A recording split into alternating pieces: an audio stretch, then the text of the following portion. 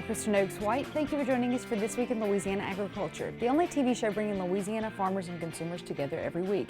My partner Avery Davidson is on assignment this week. Well, the topic of trade has made a lot of headlines this year, and in the past 2 weeks especially. Imminent trade deals with China and Japan have farmers and the markets hopeful for the first time in a while. As Twila's Neil Lawson tells us, while these latest developments are positive, there's still a lot left to work out. President Donald Trump's recent visit to Louisiana was to boost Republican candidates for governor ahead of the election last week. During the president's speech, he highlighted an issue that many in Louisiana are even more concerned about: trade. For more than a year, the trade war with China has seen that country place tariffs on U.S. agriculture goods with very little buying of products, most of which flow out of the Mississippi River. Recent negotiations, called Phase 1, have spurred some Chinese buying, with more promise to come. However, the details of what will be bought are still up in the air, according to Greg Fox, a grain marketing specialist with the Louisiana Farm Bureau. They agreed to buy $40 to $50 billion worth of ag products. So still some uncertainty there because we don't know all the details of Phase 1 and we don't know what ag products they're going to buy. We assume it's going to be a lot of pork and could be soybeans, but they've already purchased almost 6 million metric tons of soybeans from the U.S. already. So how much more do they actually need is still a question mark. That question mark comes in the form of African swine flu, which China says now has killed more than 50% of its herd. Even if we get a trade deal with China, the buying opportunities might not be there. One of the big unknowns, though, is what exactly does China need because of the swine fever they've dealt with?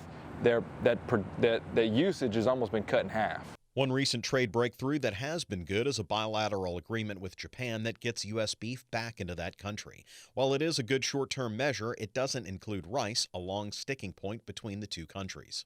Commodities like rice that had a place in TPP are not a part of this deal so far, but there's hope for the future that those could be brought to the table. And there's things that Japan needs to see from the U.S., mainly in auto manufacturing and some of those things that they're good at and proud of and have to offer. They want to see some back and forth with the U.S. to trade off with our ag commodities. In the meantime, Brown says everyone in the ag industry is hopeful there will be more stability before next year's crop starts to take shape. However, short-term deals like the one with Japan may be the reality in the current climate. For farmers and ranchers and business owners in this country, I don't guess that they necessarily care how the deals get done, but we need deals done. There's plenty of trade still going on, but not at the level that farmers and ranchers need. They need open markets, they need to be competitive, and if we're going to hinder ourselves in this country through politics, then maybe bilateral agreements is where we're headed. We're past the October 15th deadline for what would have been the latest round of tariffs on Chinese products. However, those tariffs have been postponed, not canceled, pending successful negotiations. The next round of tariffs is still scheduled for December. And Kristen, I know farmers like your husband want to avoid those tariffs, or at least just have some kind of plan going forward. As Andy talked about, the problem with those bilateral negotiations is there are patchwork fixes, and I know that what farmers want right now is some kind of stability in these markets, if not better prices. They certainly want stability, because when you've got a year like this year, which you had terrible markets, the growing conditions were not optimal by any means. You know, everybody you talked to said they had a mediocre crop at best if they got a decent crop out. And I think that if you can just get some stability, like you said, in the markets, that would offer them something to lean back on. Because when you have a year like this year, it was just kind of like Murphy's Law. Everything that could go wrong did go wrong. Right, and I know that volatility is so bad, not just for right now, but when they go to get loans. You know, banks don't know where to put all those numbers because the markets are shifting so far and so fast that it's just not good for that. It's very true. And then you have, I know Landon and them, at least this year, had half of a crop left over from last year to sell. Right. And so when you've got, just not a good year for prices this year. Indeed. So hopefully things get better. I hope they get better for Landon. I know, and for all farmers across the state, thank you so much for keeping us up to date on this important topic, Neil Lawson. Well, last December, the U.S. Congress passed the 2018 Farm Bill. In general, Louisiana farmers and ranchers agree that the bill is good for commodities grown here in the Bayou State. This new version of the bill is more evolutionary than revolutionary. That's how LSU Ag Center economist Michael Diliberto explains it. Over the next few weeks, he will be traveling the state hosting Farm Bill informational meetings. He says these meetings are important for producers to make good decisions regarding ARC and PLC during this off-season. We felt that in conjunction with the folks at Farm Bureau, the Louisiana Cotton and Grain Association, the folks at FSA and the Ad Center, the county agents, the regional directors, this would be a good time to target the majority of row crop producers of those covered commodities post-harvest so that they can have the information, they can look at these decision tools that we're developing, they can evaluate it, they can develop their own price forecast, their own yield expectations, so they can model how these programs are going to work for the crops that they produce, for the base acres that they have on their farms in their area. And we're providing an opportunity, being in different regions at multiple times over the span of the next 2 weeks, so they can come listen to the presentations, but also have access to the decision tools, but also ask us questions that maybe would be a little bit more detailed than what the general audience would probably be interested in. The Farm Bill info meetings will take place on Tuesday, October 22nd in Oak Grove from 8 to 11 a.m. and in Winsboro later that day from 4 to 7 p.m. The following day, October 23rd, there will be a meeting in Mansoura from 8 to 11 in the morning. The following week, meetings will happen in Rayville on Tuesday morning from 8 to 11 a.m., then in Bossier City from 4 to 7 p.m. On Wednesday, October 30th, there will be a meeting south of Alexandria from 4 to 7 p.m. The final meeting will be held on Thursday, October 31st from 8 to 11 a.m. in Crowley. To learn more about these meetings and which one is best for you, head over to our website at twilatv.org. Last week, the Louisiana Department of Ag and Forestry filed its official rules and regulations with the state's registrar's office for industrial hemp. The plan comes after federal and state laws cleared the way for the product to be grown. The 2018 Farm Bill removed hemp from the list of controlled substances and provided a path for industrial production. In addition, Act 164 of the state legislature was passed this year, which approved hemp pending these rules that were just submitted. Commissioner of Agriculture and Forestry Dr. Mike Strain said he will be working with state officials and educational bodies to not only see the regulations go into effect, but provide farmers an opportunity to learn how to grow the crop. We'll have very soon, and we hope to have that by the hearing next week, a copy of the application that will be made available for farmers that wish to participate in growing hemp, because under federal and state law, they must be licensed by us. And then once they are licensed, then the principal operator, one person, principal operator of that farm, will have to have a background check done by state police to make sure they do not have any drug-related criminal felonies within 10 years. If that's the case, then they will get the green light to go forward. We are going to publish a list of vendors that sell seeds for the general knowledge of the farmers. They can look up, say, look, where can I buy seeds? Well, we have a list. A complete list of hemp regulations can be found online. Visit our website at twilatv.org and we'll link you to it. The Natural Resources Conservation Service has been helping farmers and landowners across the country for more than 80 years. This arm of the USDA helps pay for improvements to the land, which could save the farmer money. As Twila's Avery Davidson shows us, in Allen Parish, working with NRCS is helping one farmer pass his land from the third to the fourth generation.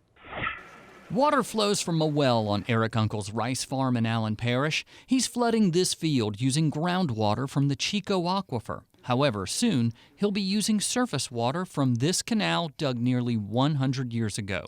A partnership between the Natural Resources Conservation Service, Ducks Unlimited, the USA Rice Federation, and the local soil and water conservation districts is making that change easier. I would not be farming today, not at these levels or nothing, if it wasn't for the partnership I have with NRCS, the EQIP program, the RCPP. And Ducks Unlimited has come on board as a great partner in this with USA Rice for the surface water. Uncle says he already has about 50 pipe drops and 3 miles of underground irrigation in place with the help of the NRCS. Now, part of the plan is to put in a pump from this canal to replace or supplement his wells. It's going to create a tailwater system, which the canal can supplement it in dry times, and it will be able to recycle some of the water coming off the crawfish back onto the rice. You're getting a lot more use from your water that you're putting on the surface. What Eric's doing is exactly what we're going for with the new RCPP, the Gulf Coast Water and Wildlife. There's two parts to it. The EQIP part is going from groundwater to surface water where opportunities are possible. You know, try and decrease pressure on the aquifers. All winter long, you want all the ducks and all the geese you can get on the farm because they'll clean up a lot of problems. The best thing we can do is come up with an overall conservation plan and lay out what you need to do on your farm and help you. These growers, you know, they really do care about this land and the stewardship aspect of it. You know, to produce a high quality product that consumers can use and trust. You know, and then at the same time also conserving resources, making their operations more efficient, as well as being able to leave behind that legacy for the next generation farmer. Uncle says he's looking forward to completing more projects with NRCS. If you would like to learn more about how the NRCS program can help you, visit our website at twilatv.org. Louisiana sugarcane harvest is underway, and according to the latest USDA crop progress report, 18% of the crop is in. That's ahead of the 5-year average of 14%, in large part to the great weather we've had the last few weeks of grinding. However, this week, farmers are seeing a different story in fields across South Louisiana, and for a West Baton Rouge Parish farmer, it's just downright messy. I'm Bobby Morris. I farm 3,200 acres in West Baton Rouge Parish. We're in the third week of harvest right now. First 2 weeks went great, dry weather. Yields were down, sugar was up, but this week is kind of going south, you know, which that's all part of it. We deal with it every year. Last year was a real wet harvest, you know, and what happens is the ruts and everything that we worked in from last year's harvest, those ruts are still there. All we did was kind of put a Band-Aid on them. On the roads and in the fields, just put a Band-Aid on them, and as long as it was dry, everything was good. But with this weather, you know, it just brings back the I guess you could say bring back the memories from last harvest, and you know, but we just got to be prepared for it, and that's all part of it. Everyone has their different opinions on why the cane was short. You know, my opinion, the river was high all year long. I mean, we went through, I think, a 9-month high river. You know, and I call it wet feet. We were getting a lot of rain from the top, and I had moisture coming up, seepage water from the bottom, just kind of smothering out the roots. You know, so my cane grew off late. You know, and then you got to shut it down with ripener, and it just kind of stayed short. The 15-day forecast shows another front coming in here next week sometime, and then after that, it kind of shows it getting on out of here. But we kind of go day to day and prepare, try to get in your good spots right now, kind of save your bad spots. And the thing is that they always say, get all your bad stuff out before Thanksgiving, because after Thanksgiving, it all goes downhill as far as weather concerned, you know. So hopefully we have those dry spells within that time frame. You know, the biggest thing with sugarcane is you got to beat the cold weather. You know, sugarcane and cold weather do not mix, and it's a rush to get it out, you know, before the hard freezes hit. But all the farmers own a quota each day. You know, the sugar mill tells us how many loads a day we can bring in. That way, you know, everyone kind of finishes around the same time. You know, so that's how it's kind of a guess on guesstimated acres or tonnage that you have going to the mill in that year. So you know, but everything, you know, 9 days of, right now it's going to be 9 days of nothing but water and mud, you know. But like I said, that's all part of it. All my cane goes to Alma in Lakeland, and I think they doing anywhere from 15 to 17,000 tons last I heard. You know, and what they do, they divide that through their, I guess, 50 farmers that go there. And each farmer, you know, I'll haul a little bit more than the farmer that has a little bit less acres than me. And the same percentage of your crop is hauled each day, I guess you could say. Now, while Carl was out shooting that story this morning, he got some really great drone footage of the mess Bobby Morris's fields are becoming, and we shared more of that on our Facebook and Instagram pages. We'll post links to those on our website at twilatv.org. Well, we have a new episode of our Louisiana Farm Life podcast live now on Apple Podcasts, Spotify, and Google Play. It features Galen Iverstein, a first-generation farmer from Baton Rouge who decided to become a farmer as he was finishing up his degree in political science at LSU. Here's a short clip where he explains what it was about agriculture that was so attractive to him. I couldn't find anything that really spoke to me, and I wanted to parlay into a career and that was kind of what led me to agriculture. Is in my junior year I was like, what do I want to do? And it came down to, I want to produce something. You know, whether it's a widget, whittling sticks, or producing meat. I want to produce something that goes to a customer. I can have that relationship. I was going to ask you, what is it about the farm or about agriculture, about the food, production cycle that attracted you? But I guess it's the being able to have a product at the end of the day. Exactly. Yeah. And then, as far as an agricultural product, for me, it was producing something with some integrity behind it, being able to speak to it and really have some convictions about putting that product out there, because to me, that's the only way you can sell something is if you have some conviction about what you're doing.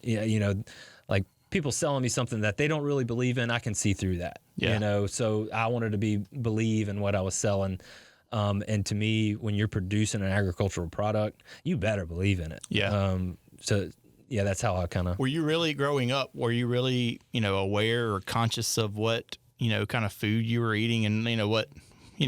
Did you have that kind of approach? I guess, did you develop that through college or through this class?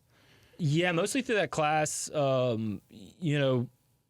My parents are good cooks, and we always ate really well at home. But as far as like really thinking about where that food came from or how it was produced, no. I mean, my dad's joke was half of what you see here when he would point to, I have two brothers, when he would point to us, he would say, half of what you see here came from Sam's Club. So that was his kind of, he was bang for buck kind of grocery shopper. We ate a lot, and he needed to be able to afford to eat to feed us. It wasn't something that I grew up with. It was something that just kind of, I read Michael Pollan's Omnivore Dilemma. There's a Barbara Kingsolver wrote Animal Vegetable Miracle. Books like that really opened up my eyes to how food's produced and things like that. We've got a few more interesting episodes coming your way soon. To watch the entire video of this interview or others, head over to our website at twilatv.org. We'll also leave some links there for you to subscribe to the Louisiana Farm Life podcast wherever you may listen. Still to come on Twila, a new virus is across the southeast, has cotton singing the blues. But first, the soybean harvest is just about done in Louisiana. We'll have the latest when we come back. Stay with us.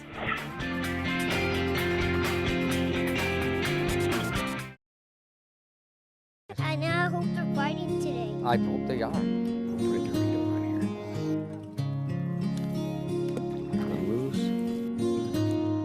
I got a fish! I got a fish! Find your place in the country and the lender who can get you there. Find Louisiana Land Bank. Financing for country homes, recreational property, farms and ranches, and agribusiness. Louisiana oysters, salty, sweet, and delicious. But have you ever thought about what happens to all those oyster shells? Most of them end up in trash cans and landfills. The Coalition to Restore Coastal Louisiana is changing this with its oyster shell recycling program, and you can help by visiting these participating restaurants. It's a simple and delicious way to restore our coast.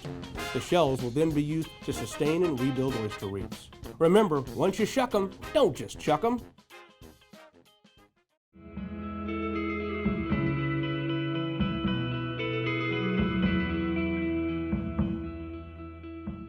I'm a farmer. I am a farm wife. I am a cowboy. I am a grass farmer. I'm a businesswoman. I'm a conservationist. I am an advocate. I am a voice for Louisiana farmers. I'm always learning. I'm a husband. I'm a mom. I am a dad. I'm a granddad. I am a consumer. I grow the food that feeds your family, and I'm proud of it. I am Farm Bureau. I am Farm Bureau. I am Farm Bureau. I am Farm Bureau. I am Farm Bureau. I am Farm Bureau. I am Farm Bureau. We are Farm Bureau.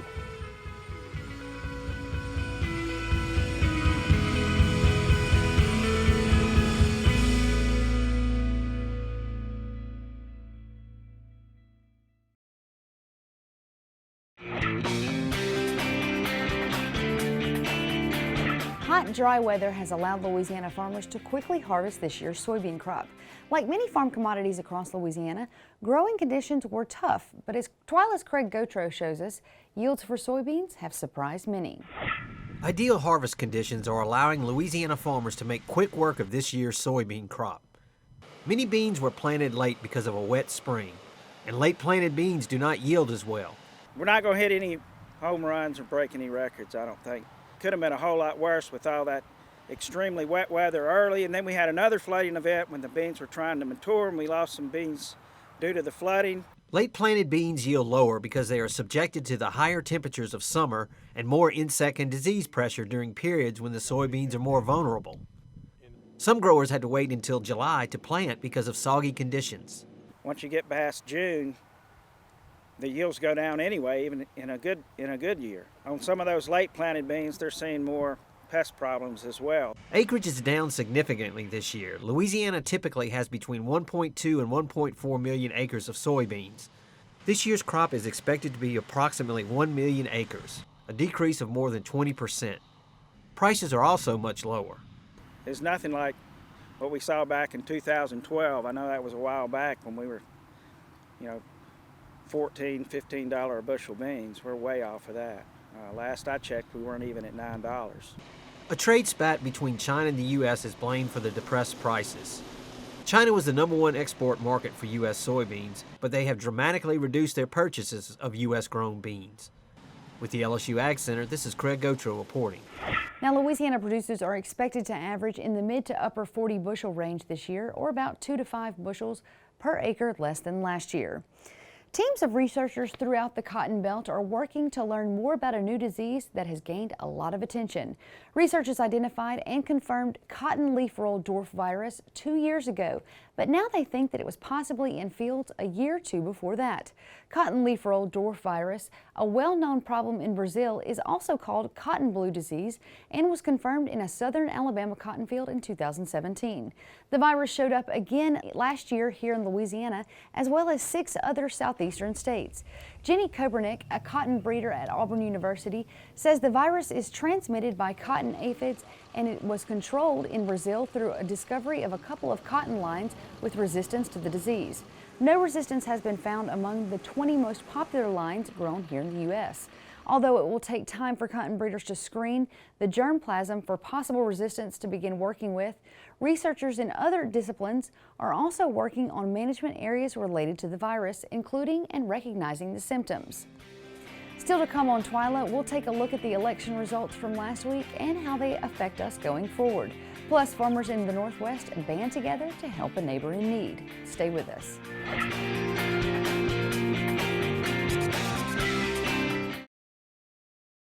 Before you sweeten your morning joe, before the icing on the cake, before the sugar hits the shelf,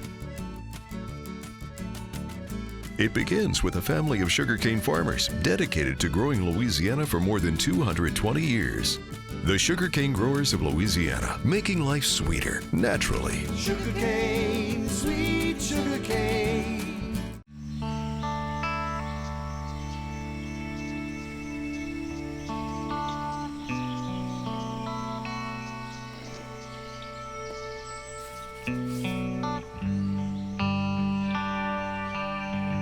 This is the moment I knew. His future had no boundaries. There are some moments only the forest can inspire. Find yours at discovertheforest.org. Landowners are minding the Louisiana forest for our grandchildren. A place for wildlife,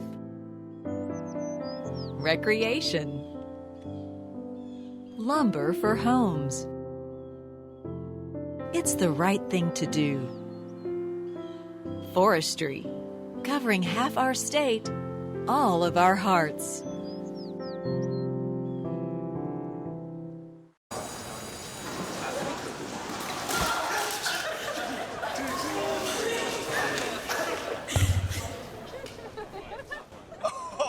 That's slow, that's slow. That's slow and slow. Look, he's blushing.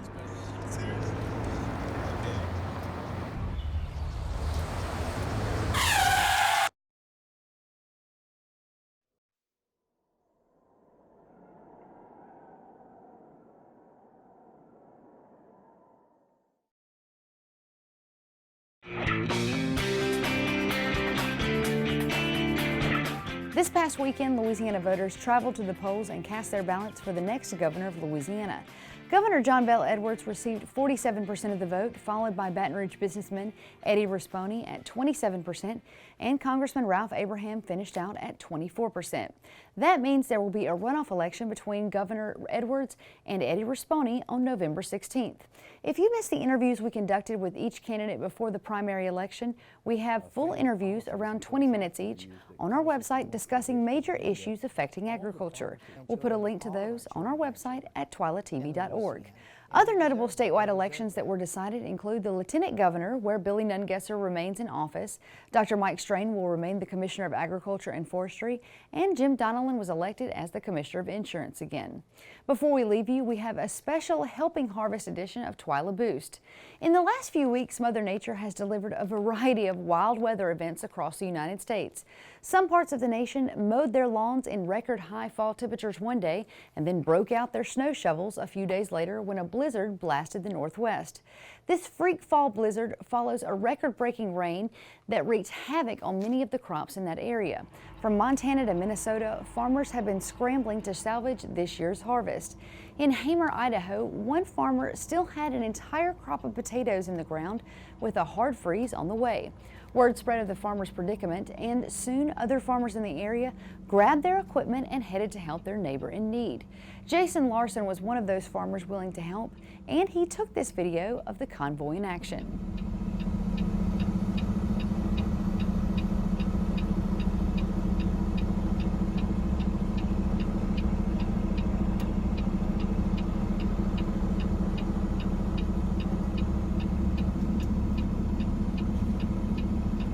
Thankfully, the group managed to get the entire crop harvested by 8 p.m., and it was a good thing since temperatures hit 12 degrees later that night.